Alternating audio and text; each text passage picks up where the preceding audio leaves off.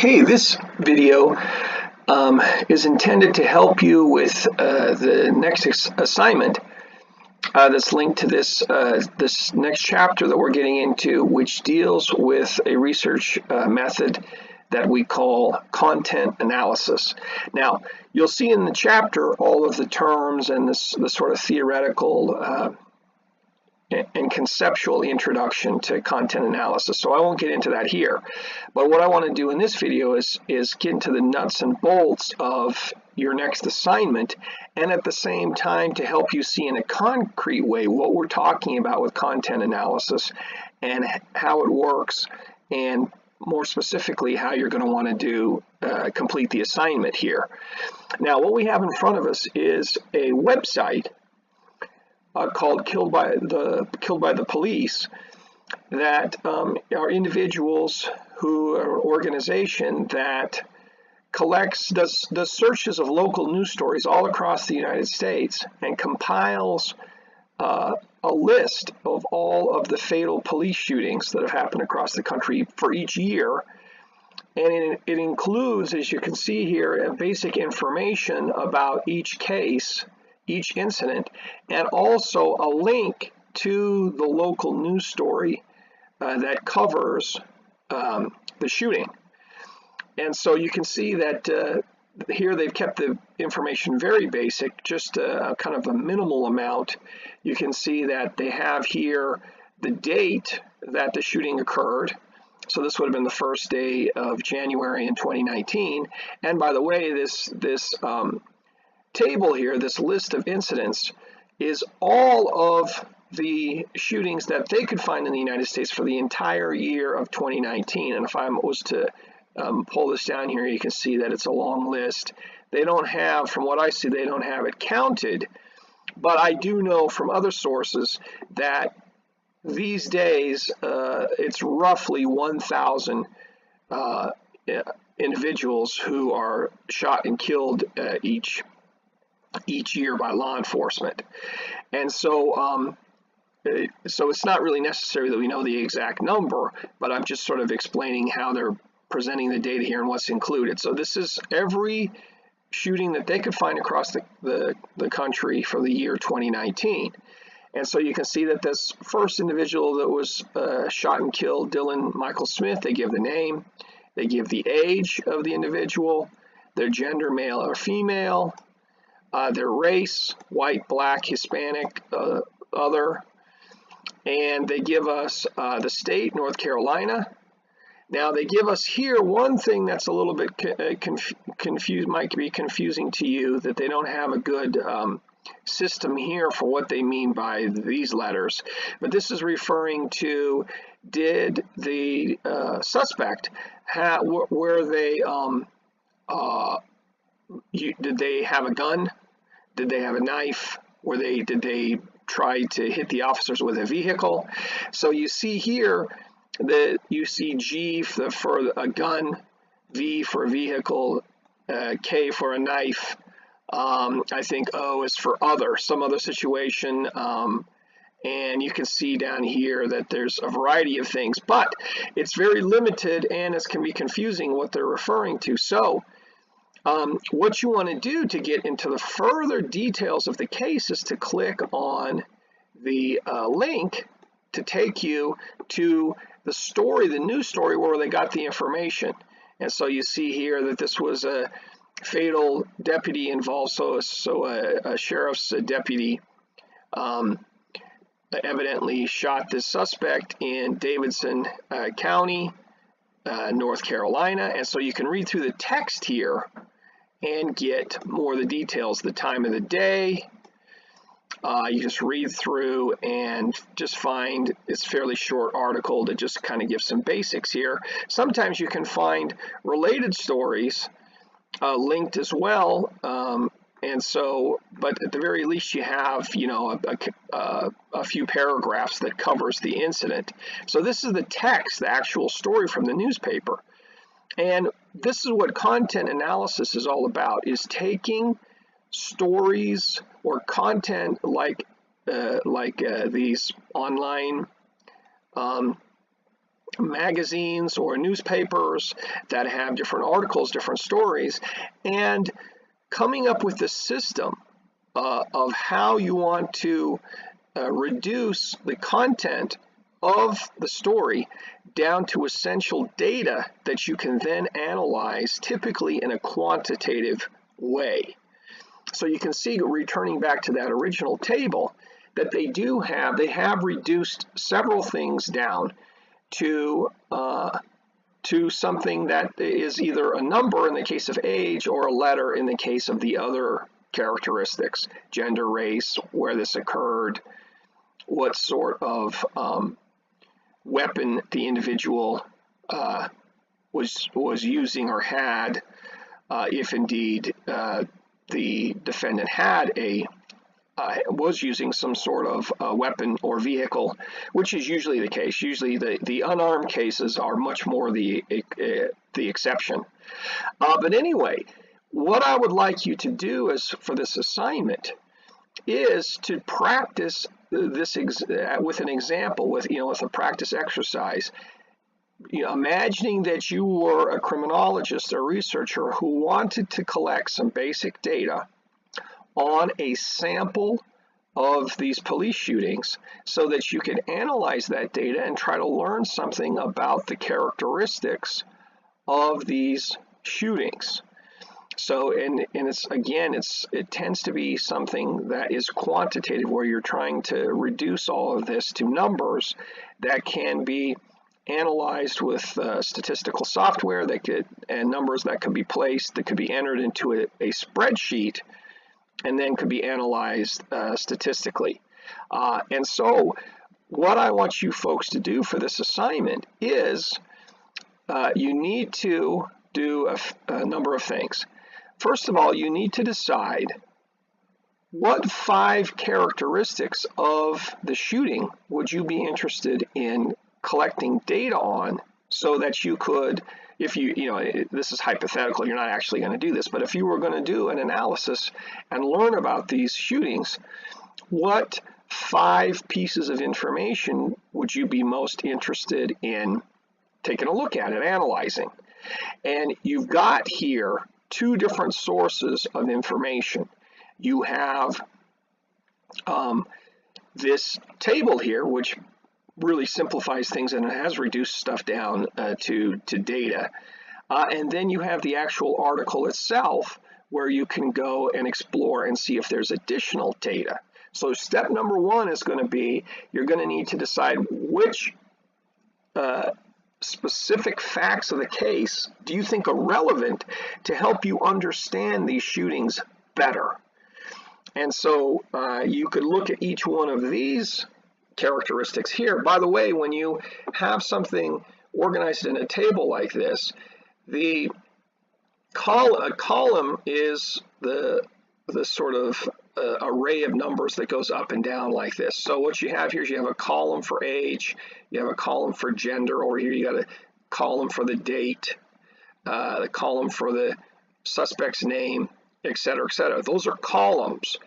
And in those columns, we would call each one of these a variable, because the value, for example, of age varies from person to person to person. And so these columns are variables. You have a date variable, name variable, age variable. These are all variables because they differ. They vary from case to case. Now, what do I mean by case? A case is a row. Rows are the data going across, one row going across. This is case number 1. Dylan Michael Smith is case number 1. Brandon Lavelle Webster is case number 2. And so on and so on. So your rows going across are called cases. They are your unit of analysis. They are the event, the incident that you are focused on, the shooting you're focused on. Shooting number 1, shooting number 2, shooting number 3, shooting number 4. Those are cases. And your unit of analysis is a specific shooting, a specific incident. Each one of these is an incident. So cases are rows, columns are variables. So what you want to do for your own assignment is you want to come up with 5 variables that you think are relevant to your study.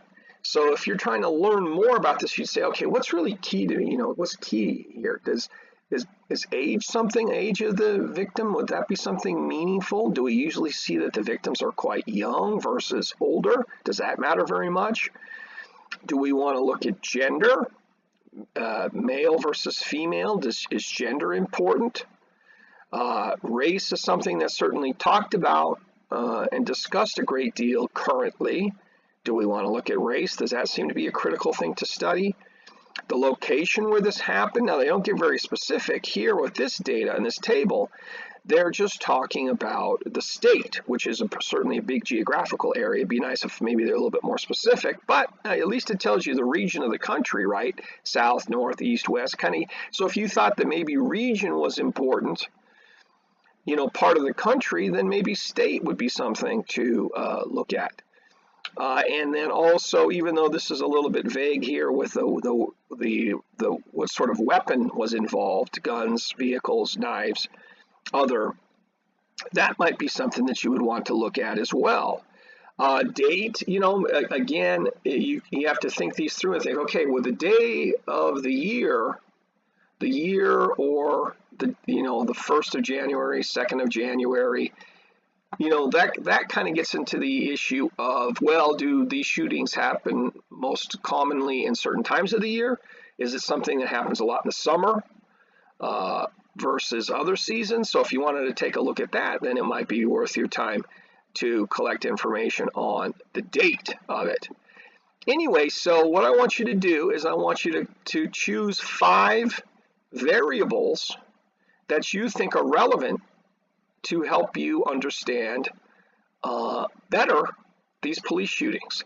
And you can look over the numbers here and look over the data to before you decided that, to kind of see what seems to be helpful. Like the names are probably not going to be helpful to you because the names what do they really have to do with the case? About the only thing I can think of where names could be important is if you were familiar enough, for example, with Hispanic names, you might look and be able to detect ethnicity, whether someone is Hispanic or not, to some extent, by looking at the last name. Like for example, here you have Samuel Garcia. Well, that's okay. Garcia is a Hispanic surname, and so you could, if you were interested in that, it could be useful that way. See Hernandez down here, Gonzalez right here. See, so if you were familiar with Rios. Looks like the possibility there. Again, it's kind of crude, I should say, or a rough estimate of that. But I'm trying to think how the names might be useful. Would be less useful probably for gender because we already have gender, and sometimes you can't tell the gender of the person from their first name. So we already have gender. So looking at gender, I notice this whole page here of about 20 cases, I don't see any females. There's no F. It's all M's. There's a female, but man, you had to go a long way before you found female. So you might not even want to look at gender, because if you were to get a small little sample of these cases, and what I want you to do for this assignment is to come up with a rule where you randomly are going to select at least 5 cases and collect the data, collect the information for those 5 variables that you've chosen, collect information for 5 cases, for 5 individuals. And so if you randomly did 5, it looks to me like they're all going to be male. And if they're all male in your sample of 5 cases, 5 incidents, 5 shootings, well, then you have nothing to compare. They're all guys, and so you don't have a situation where there's some females, some males, so you can compare, well, what happens with the females, what happens with the males, or the differences. Do the females often have a knife or a gun, or likely to not have anything, or what? You can't make comparisons like that if they're all guys. It doesn't really help you if they're all the same. So gender may not even be a good one to pick, because you might not get any variation there, any differences. And differences are what you want so that you can compare and get some better idea of what's going on. Anyway, so what I want you to do is to pick at least you need to pick 5 characteristics that you're interested in looking at. And before you even start looking at any specific cases, but I also want you to pick at least one variable that's not listed on this table. Not date. Now, you could do 4 of these, but I want you to save one for the actual article itself. Something different than these that you think might be interesting, because to require this of you is going to make it a little bit more realistic, because this is what we typically do with content analysis is we go to the newspaper article and we read through it looking for relevant data. And so what I would want you to do is go in here and pick some other thing that you think may be interesting. For example, just to throw out an example or two, you might want to say, okay, well, what are the characteristics of the officer? So you see here, let's see, so unnamed deputy, so they're not giving you any names. Maybe you're not going to get any information on the deputy, so it may not be good to pick to focus on the characteristics of the officer, because maybe they don't always give that out in these stories. Is the officer male or female? Is this officer, what's the rank of the officer? What's the race of the officer? White, black, Hispanic, other? So what you want to do is you want to go through maybe a couple of these stories and find something that is interesting to you, that you would want to include as like a 5th variable. So you actually have to go in and read these articles and pull that information out of here. So it says the subject was shot in a struggle and the deputy received non-life-threatening injuries. So that would be an interesting thing that you could collect information on, is was the officer injured or not? And so here you see that the officer was injured, not with life-threatening injuries. The officer was not almost killed, but they were injured. So you could, just as an example, you could have as your 5th variable, was the officer injured or not? Was it kind of a fight where it's back and forth, maybe the officer gets shot at, gets a stab attempt, or gets attacked or something and gets injured, but then the defendant, the suspect, ends up dead, ends up shot by the officer. So that's one thing you could look at, is you could look at injured or not injured. Or if you really think the officer stuff is interesting, you might say, well, was it one officer or was it more than one officer? Here it looks like it was one officer. Sometimes you'll find in these cases it's 2, 3 officers, 4 officers that are present, right? Maybe that makes a difference. So there's lots of different things you could find, either characteristics of the officer, characteristics of the offender, which are not listed on that original page, characteristics of the scene, of the circumstances of the scene. Did this happen, like in a downtown area? Is it urban? Is it out in the country? Is it, was it at night? Was it in the daytime? In the morning? So time of day is something. But what you want to do, you have to be practical here, because you want to be able to pick something where you're actually going to be able to find information on it, data. And so it makes sense to go through a couple of stories and find out what kind of stuff they normally put in here. You don't want to choose as your 5th variable something that's so obscure that the story's not likely to give you that information. See, here you have the shootings at 10:23 a.m. So there's the time of day. Is that interesting to look at, time of day? And so so it's good to look at a couple of stories to kind of figure out what is likely to be put in these stories, so you can pick a variable where you're actually able to find stuff. Now, once you do that and you start collecting data, which is going to be your next step, is you want to collect data on 5 of these cases, 5 of these incidents. If you do, for those 5 incidents, if you run across one case that doesn't have the information that you're looking for, like, for example, you decide, I want to look at time of day, right, or day of the week, Tuesday, that if you don't find that information, for 1-year cases, 2-year cases, or something like that, then you're just going to leave that blank. You're not going to put anything there that because you don't have the information. So they call that missing data. You're missing the information. So let's go back to this original table. What I want you to do for the assignment, once you've picked the 5 variables that you want to look at, then you need to I don't care how you do it, whether you use a Word document, totally up to you. Whether you use, if you want to use Google, if you're comfortable with Excel, you're comfortable with spreadsheets, however you want to do it. I want you to make a little table that looks something like this, where you've got your rows going across, your columns going across the top, and the columns go down, I should say, right? The names at the top go across, but your columns go down. And I want you, whether it's a Word document or whatever, to pick randomly 5 cases and plug in the information. If, for example, you picked case number 1, you would want to, and you picked 5 variables. Let's say that your 5 variables were that you wanted to do the day that it happened, the date. You wanted to do age. That's 2. Let's say you wanted to do gender. That's number 3. You wanted to do race. That's number 4. And let's say that your 5th one was time of day. And then for this story, since we read the story, we saw that it was like 10 o'clock in the morning. Okay, so you would want to take each one of those pieces of data and type them into your table, your own table that you made in Word or Excel or whatever you want to use.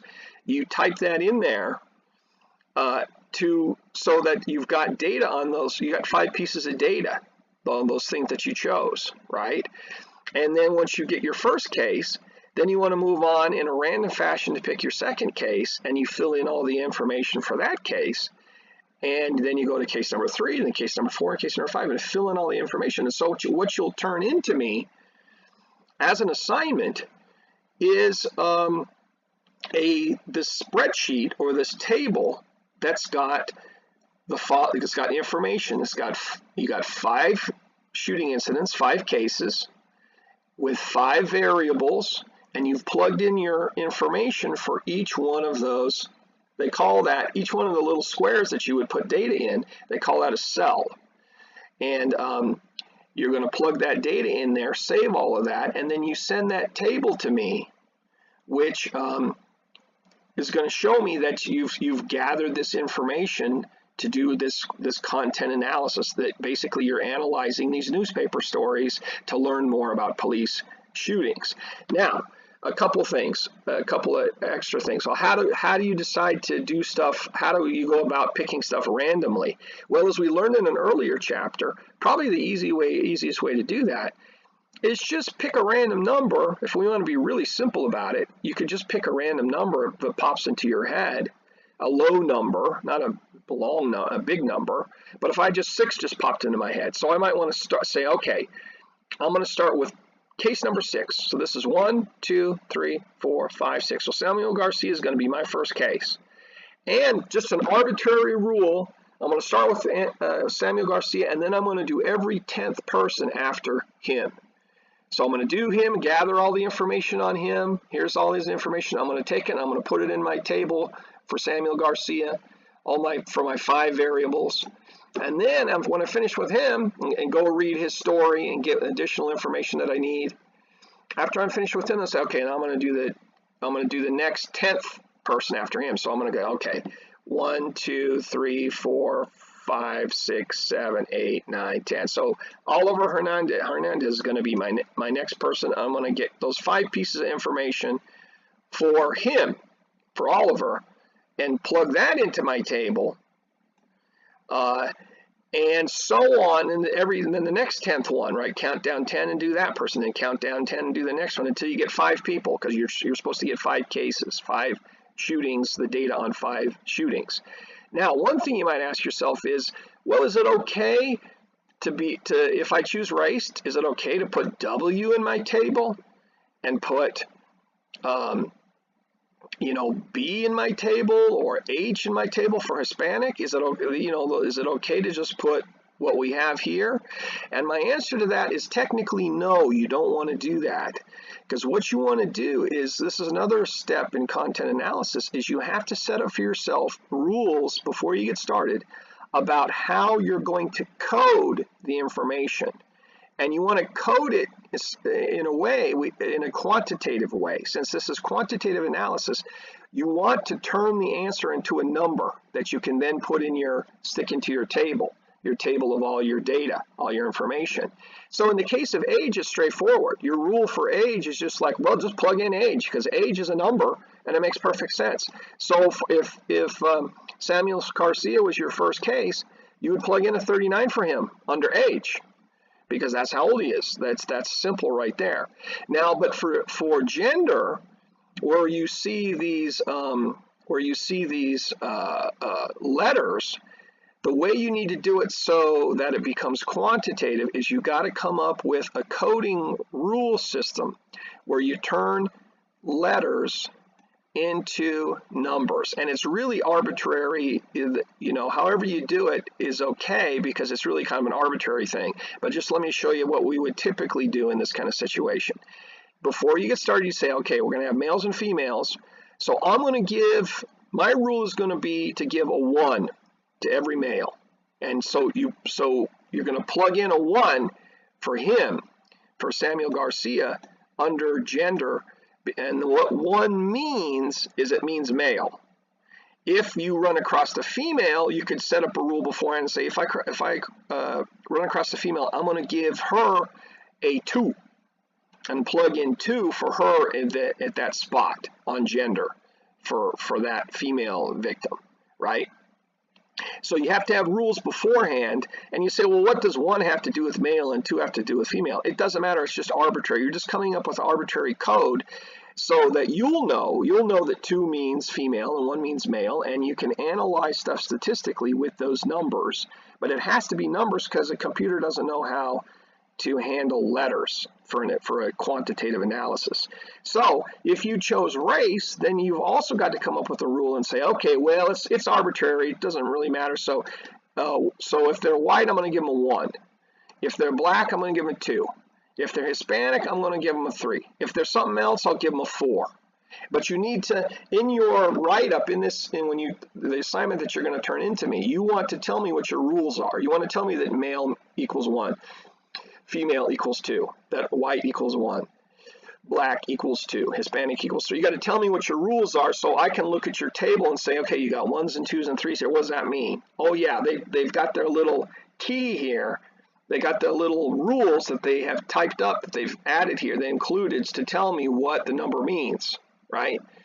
Now, if you want to do something like state, well, the only problem with that is there's a lot of states. There's 50 states, so you're going to have a different number for each state. And you got to come up with a system for that. So the Alabama, is going to be like 1, and you do maybe something and do an alphabetical order 1 to 50. That's a little bit more of a time-consuming and a pain in the neck, because you got a lot of different options there, right? 50 different states. If you were going to do the sort of weapon that was used, then again, you got to come up with a system. Maybe gun equals 1, maybe knife equals 2, vehicle equals 3, other equals 4, something like that. So you've just got to come up with a system. A lot of times the numbers are arbitrary. That's okay. You just need to have a rule, a key that tells me what equals G, what number equals G, what number equals V. So I know when I look at your table, if I see 1s and 2s and 3s, I know what those mean. And in the case of age, here it's not arbitrary. Here it's not just a coding system. The numbers mean something. 26 is how many years old Dylan Smith was. And so sometimes, depending on what you're talking about, the numbers may be meaningful. If you do a date, well, that's meaningful. That's the exact day that it happened.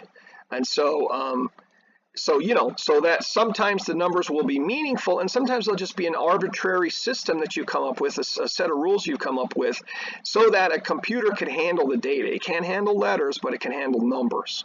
Okay, so you got to come up with a system of how you're going to translate words or letters into numbers, And it's totally your choice on how you do that. There's no right and wrong here. But then you also need to tell me in your write-up, you also need to say, okay, here's what all my numbers mean, what they all are equal to, right? And you also have to explain to me your method of how you randomly chose these cases. You could say, oh, I just pulled out a random number and started from that person, and then I did every 10th person after that, or 20th person, or whatever. It's arbitrary. Pick your system however you want to do it. There's no right and wrong with that either. But just tell me how you picked your people. If you want to get fancy about it, you could go to a website, you could do a search to go to a website with a random number generator, which will give you random numbers. And you can just say, okay, give me a number, random number. The only problem with that for this list is they don't give each one of these cases its own number, 1, 2, 3, 4, 5, 6, 7, 8, 9, 10. If they did, then you could use a random number generator and say, and it'll crank out some random number. It'll say 256, and so you would go down this list till you get down to case 256, and you pick it that way. That's purely random, using the computer to help come up with random numbers. But since you don't have a list like that, if it were me, the practical thing to do is just count every 5 or 10 or 15 or 20, whatever people. That won't take too long to just count through them like that, to be able to, again, to keep it random. You're not trying to hand pick here. You're trying to have a random sample, so that your little sample is of only 5 people is going to look similar to the whole list here of roughly 1,000, right? That's why we do it randomly, so that your little sample of 5 should look something similar to the whole, a accurate reflection, at least roughly, to the whole 1,000 cases here, which you don't have time to analyze all 1,000, so you're just going to do 5, right? Okay, so I think that's all I have at this point. Those are the things you'd want to include in it. I will have a write-up. I will add on Moodle a write-up of this assignment and when it's due and other details and that kind of thing. But I wanted to give you a detailed sort of explanation of how to do this with this actual website. Because it makes it clear when you get concrete and you use black and white examples like this. And by the way, I'm going to indicate in Moodle that you should watch this first before you watch the lectures for this chapter, because again, it makes it much more concrete to see these examples first, and then when you hear all the general abstract stuff, it should make more sense. Hopefully that helps.